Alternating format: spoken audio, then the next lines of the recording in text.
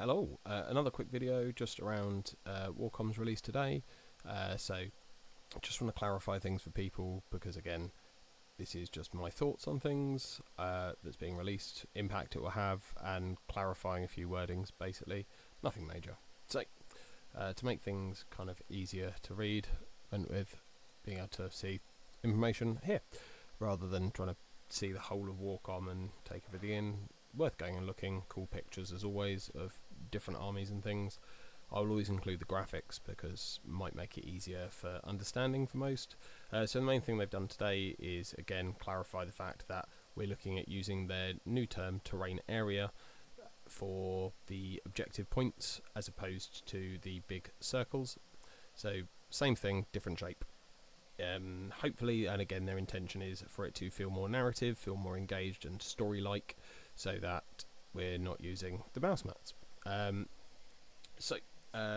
Objectives also are going to offer measures of cover so that you can throw your Hormigants or your dutiful vanguard as they call them out without them instantly dying, because if they haven't shot they will benefit from the hidden rule, which is effectively lone op outside of 15 inches and means they can't be bombarded by various different indirect.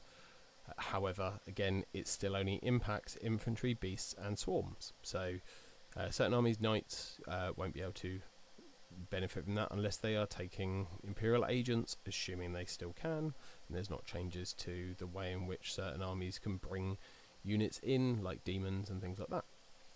So that's kind of the main thing there. It allows you to go forward and maybe do an equivalent of area denial without, losing that unit unless they come forward. Same things for sabotage might become easier if that kind of secondary still exists, because at least you can put a unit of legionnaires or equivalent bump. At least they might survive into the next turn, because opponents have to commit a bit more to getting to them. So larger units such as vehicles and monsters will be able to claim objectives, but they won't be able to gain cover by being in the terrain. And this is where it gets fun. However, they can get cover by being obscured by something. So if there's a tree in the middle and they're behind it, they get cover. So predominantly there's probably going to be quite a few things that are going to get cover all the time again, which is the same as now, just cover is different because it's -1 ballistic skill, which is pretty huge in general to the game. So it'll be interesting to see kind of how that shakes out, how dense different events have their boards, how dense do you play your own boards if you're not playing at an event. So that will obviously impact how much it impacts the use of cover for larger vehicles and things like that. So what was the 2-inch kind of definition on the 10th edition does still exist. So vehicles and monsters, I'm going to assume, even though they didn't mention it, are able to traverse, move around objects fairly easily, as they can go over anything that is yellow on those maps that they shared. So there's quite a few bits that they will be able to move across. Effectively any of the scatter terrain that people were using previously, if it's included again, the low walls and that sort of thing, it will still be able to be moved across, so tanks and others will still be able to go across the map. They then shared a bit of information around objective control and how you hold it. As you can see, it is going to be quite a lot easier to contest without having to go into engagement range, given the fact that some of the terrain features are 11.5 inches by 10 inches, which is significantly larger than the kind of 7 and a bit inch diameter circles now. About the only thing that can kind of block out a 6-inch deep strike denial is the Defier is pretty good for that, onto an objective, because of it's on a 160mm base. So they're not only great firing platforms and combat machines, they are now also great for blocking out 6-inch deep strike if it still exists as well. So again, you have the blue, you have the red. The blue has the 2 units on. They have different OC characteristics. The vehicle, the Castigator, has an OC of 3, and it is within the terrain area, as you can see, just toe tapping in with a single track and a sponson. You also then have the other one, the Mortifier or possibly Penitent Engine, not sure which of the two, has OC2, so in total those units combine to make OC5. You then have a unit of Jackals from World Eaters who are one objective each, and there is 5 of them, so they create an OC of 5 or 6. I think it's 6. There's a 6th guy, maybe.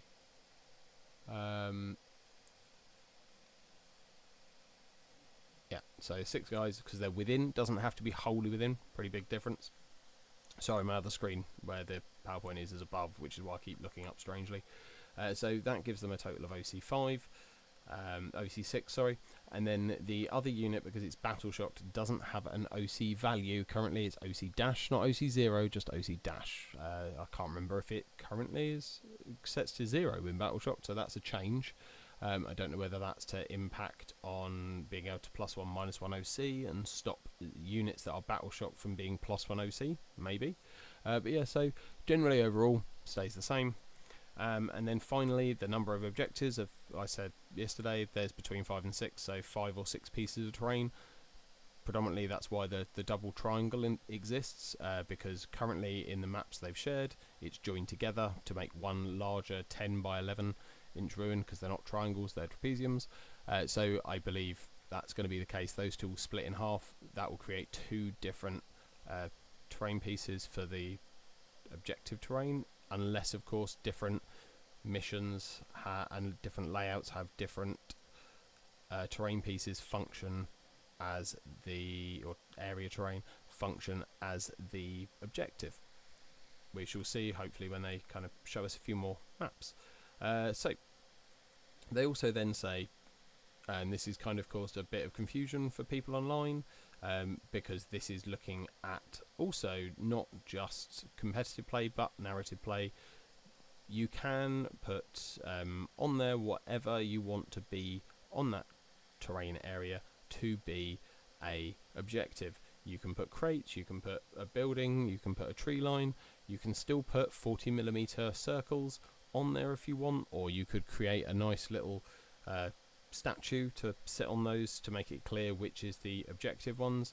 But then they talk about the fact that some missions might require you to defuse a bomb or pick up a relic and run away from it.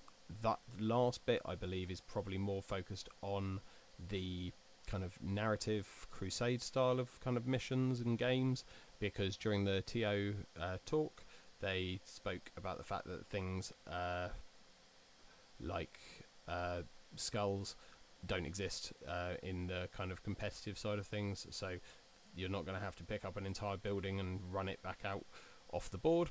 So hopefully that kind of is mostly aimed at narrative, just purely from a ease of running events point of view.